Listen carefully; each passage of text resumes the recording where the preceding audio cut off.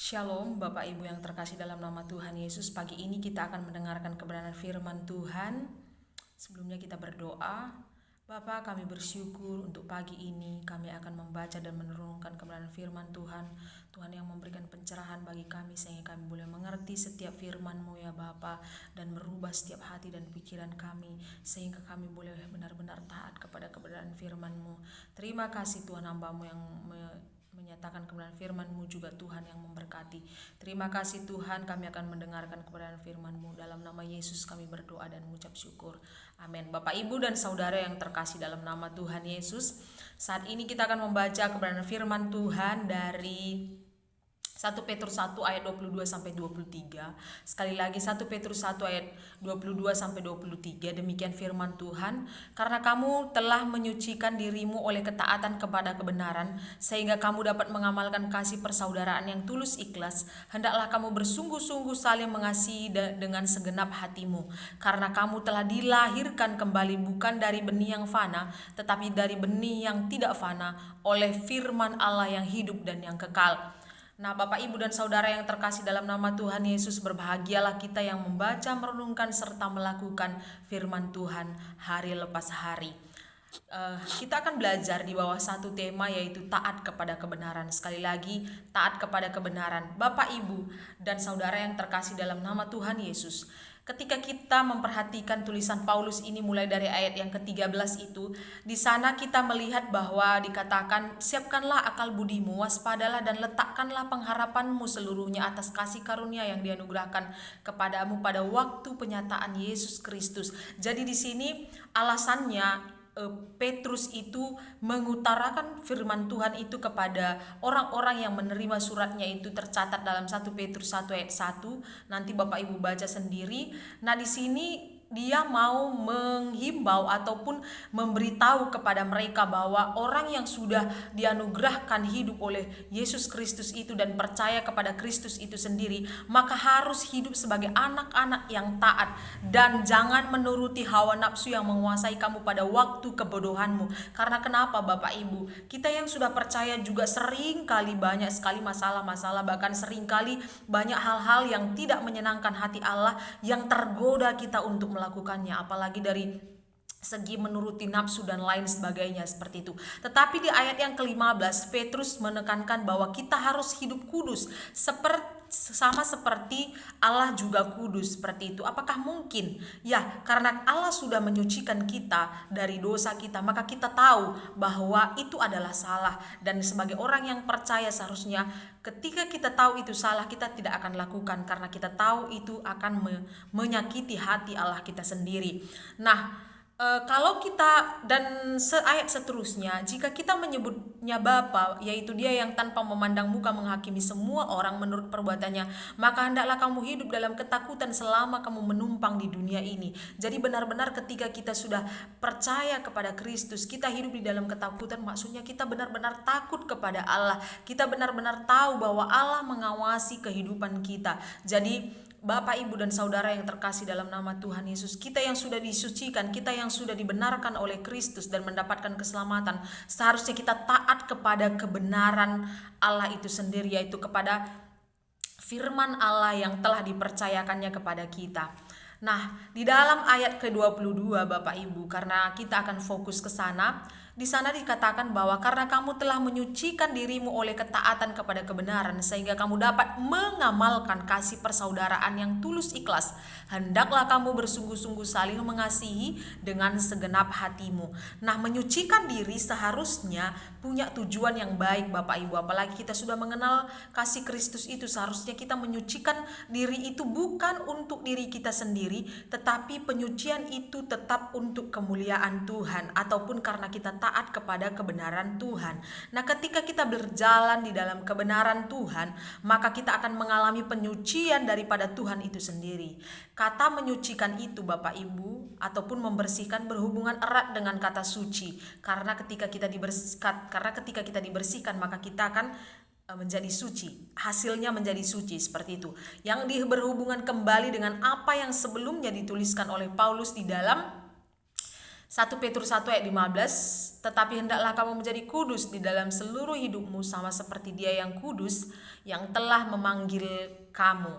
Nah, di sini kita melihat bahwa melalui komitmennya kepada Yesus dan juga melalui baptisannya, kata Petrus di dalam 1 Petrus 3 ayat 21 dan 22, orang Kristen telah menyucikan dirinya dengan menetapkan dirinya itu diasingkan untuk Tuhan, ataupun dikhususkan untuk Tuhan, ataupun diberikan untuk Tuhan.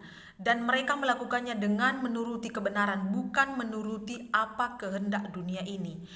Jadi berdasarkan nats ini Bapak Ibu, kita boleh belajar bahwa pertama, kita mengalami penyucian, maka kita akan mampu mengamalkan kasih persaudaraan yang tulus ikhlas yang di dalam yang dikatakan oleh Petrus tadi pada ayat yang ke-22. Nah, orang Kristen itu berbuat baik tulus ikhlas itu karena kasih persaudaraan ya. Kata Yunani yang digunakan di sini adalah Philadelphia, yang berarti adalah kasih kakak beradik. Inilah kasih yang seharusnya dimiliki oleh semua orang percaya, bahwa orang percaya itu saling memiliki satu dengan yang lain, bahkan mengatakan bahwa orang lain juga adalah saudaranya. Sesama orang yang percaya seharusnya kita menjadi satu keluarga di dalam Yesus Kristus. Nah, di dalam bahasa Yunani sebenarnya ada beberapa kasih itu sendiri ya Bapak Ibu, kasih filia, eros yang menggambarkan cinta kasih suami istri, dan kasih agape ya. Kasih agape ini sering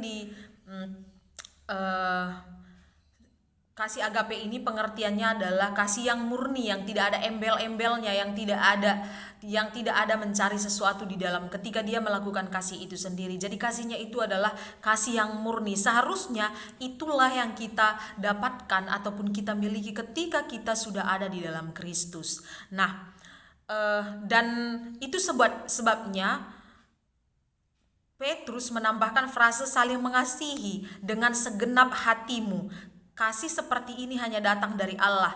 Itu bukan hati yang egois yang berpusat pada diri sendiri. Jadi sebenarnya kasih yang seperti ini Bapak Ibu adalah kasih yang datang daripada Allah, karena memang orang itu sudah disucikan oleh Allah, sudah dianugerahkan keselamatan oleh Allah, maka dikaruniakan kasih yang sebegitu rupa, yang begitu luar biasa kepada mereka yang sudah taat kepada kebenaran firman Tuhan. Jadi bukan karena untuk menyenangkan hati atau diri sendiri, tetapi untuk menyenangkan Allah sebenarnya ketika kita gunakan kasih itu. Nah, ketika kita juga yang kedua ya, ketika kita mengalami penyucian, maka kita bersungguh-sungguh saling mengasihi dengan segenap hati kita. Paulus selalu menyarankan agar kita mengasihi dengan sungguh-sungguh seorang akan yang lain Bapak Ibu, sebab kasih menutupi banyak sekali dosa. Petrus menyatakan bahwa kasih sungguh-sungguh hanya terjadi setelah kita menyucikan hati dengan menaati kebenaran Allah.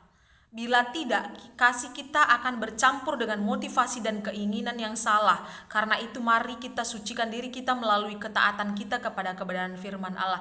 Jadi Bapak Ibu, supaya kasih kita itu menjadi kasih yang suci, maka kita juga harus taat kepada kebenaran firman Tuhan. Dan kasih itu sebenarnya sudah ada di dalam diri kita, karena memang kita sudah ada di dalam Kristus itu sendiri. Maka kasih yang berasal dari Kristus itu sendiri akan mempengaruhi kasih kita, sehingga kasih kita itu menjadi tulus ikhlas. Nah, sebenarnya Bapak Ibu dan Saudara yang terkasih dalam nama Tuhan Yesus, sebelum proses penyucian untuk pertumbuhan dan perubahan seperti Kristus, yang dikatakan Kristus di atas adalah firman Allah sudah melakukan penyucian yang paling mendasar, yaitu melahirkan kita kembali menjadi ciptaan yang baru. Itu ayat yang ke-23. Karena kamu telah dilahirkan kembali bukan dari benih yang fana, tetapi dari benih yang tidak fana, oleh firman Allah yang hidup dan yang kekal. Nah, alasan Allah menuntut kita untuk taat kepada kebenaran dan mengamalkan kasih yang tulus ikhlas itu karena memang kita sudah dilahirkan kembali Bapak Ibu, bukan dengan benih yang fana, tetapi benih yang tidak fana, yaitu oleh firman Allah sendiri yang hidup dan yang kekal. Nah, kelahiran kembali ini merupakan syarat utama untuk masuk ke dalam kerajaan Allah. Orang yang mendengar Injil Yesus Kristus kemudian percaya kepada firman itu dan menerima pribadi Yesus Kristus sebagai Tuhan dan Juru Selamatnya, dia akan dilahirkan kembali oleh Roh Kudus dan diberi kuasa menjadi anak-anak Allah. Nah, sebagai bayi rohani yang baru lahir, ia akan butuh ASI, yaitu firman Allah, yang sebagai satu-satunya makanannya untuk bertumbuh secara rohani. Jadi iman itu dimulai dari firman dan diteruskan oleh firman. Tanpa firman Allah tidak mungkin kita lahir dan bertumbuh. Jadi Bapak Ibu, supaya kita bertumbuh juga di dalam firman Tuhan, kita juga harus taat kepada kebenaran, sehingga kita juga mampu memperlihatkan buah kita itu sendiri, kedewasaan kita itu sendiri secara rohani dengan mengamalkan kasih persaudaraan itu sendiri. Jadi sebelum sisi kehendak kita dipengaruhi firman Allah, maka proses penyucian itu belum terjadi. Jadi ketika kita melihat orang-orang yang ada di sekitar kita, mungkin dia mengasihi karena ada motivasi yang lain, ataupun ketika kita mengasihi sendiri ada motivasi kita yang lain, berarti kasih kita masih dipertanyakan. Meskipun ketika kita sudah mengatakan saya sudah percaya kepada Kristus, tetapi jangan-jangan kepercayaan kita itu hanya di mulut saja. Karena kenapa? Karena kasih kita pun masih beralasan, kasih kita pun belum murni kepada teman kita, kepada saudara kita. Nah, ketika istilahnya tadi kita membantu mereka dengan kasih kita yang pura-pura tadi, dan pada saat giliran kita harus dibantu dia tidak membantu, maka kita akan kecewa berat. Jadi Bapak Ibu dan saudara yang terkasih dalam nama Tuhan Yesus, sebagai orang yang sudah ada di dalam kebenaran firman Tuhan, hendaklah memiliki kasih yang murni itu untuk mengamalkan kasih persaudaraan yang tulus ikhlas, sehingga kita tidak mengandalkan kasih dari saudara kita untuk membalas apa yang kita lakukan, tetapi biarlah Allah sendiri yang akan membalas kepada kita. Dan juga biarlah dari kasih yang diberikan oleh Allah kepada kita, kita teruskan kepada orang-orang yang ada di sekitar kita. Dan untuk kita bisa saling mengasihi dan mendapatkan kasih yang murni itu, Bapak Ibu dan saudara yang terkasih dalam nama Tuhan Yesus, kita harus taat kepada kebenaran firman Tuhan, sehingga kita mampu mengatakan tidak juga kepada dosa, dan mampu mengatakan tidak kepada hawa-hawa nafsu yang mengganggu pikiran kita, yang nantinya tidak menyenangkan hati Tuhan dan tidak mengasihi Tuhan, dan membuktikan kita tidak mengasihi Tuhan. Maka dari itu kita harus pegang tetap kebenaran firman Tuhan dan taat kepada kebenaran firman Tuhan, sehingga kita saling mengasihi sebagai sesama jemaat Kristus, dan kita juga mengasihi Bapa kita yang terlebih dahulu memberikan kasih itu kepada kita. Kuncinya adalah taat kepada kebenaran firman untuk memampukan kita melakukan kasih yang tulus ikhlas. Demikian firman Tuhan, kita berdoa.